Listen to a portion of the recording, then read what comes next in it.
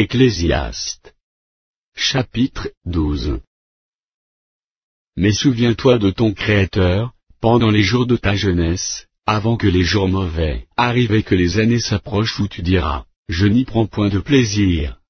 Avant que s'obscurcissent le soleil et la lumière, la lune et les étoiles, et que les nuages reviennent après la pluie, temps où les gardiens de la maison tremblent, où les hommes forts se courbent, où celles qui moulent s'arrêtent parce qu'elles sont diminuées, où ceux qui regardent par les fenêtres sont obscurcis, où les deux battants de la porte se ferment, sur la rue où s'abaisse le bruit de la meule, où l'on se lève au chant de l'oiseau, où s'affaiblissent toutes les filles du champ, où l'on redoute ce qui est élevé, où l'on a des terreurs en chemin, où l'amandier fleurit, où la sauterelle devient pesante, et où la capre n'a plus d'effet, car l'homme s'en va vers sa demeure éternelle, et les pleureurs parcourent les rues.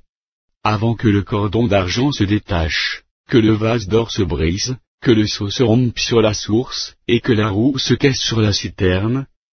Avant que la poussière retourne à la terre, comme elle y était, et que l'esprit retourne à Dieu qui l'a donné. Vanité des vanités, dit l'Ecclésiaste, tout est vanité. Outre que l'Ecclésiaste fut un sage, il a encore enseigné la science au peuple, et il a examiné, sondé, mis en ordre un grand nombre de sentences.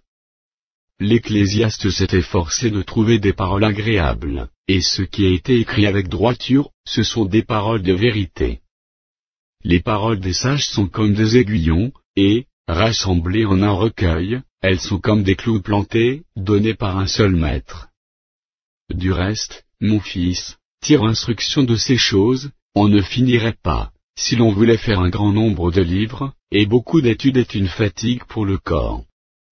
Écoutons la fin du discours, crains Dieu et observe ses commandements. C'est là ce que doit faire tout homme. Car Dieu amènera toute œuvre en jugement, au sujet de tout ce qui est caché, soit bien, soit mal.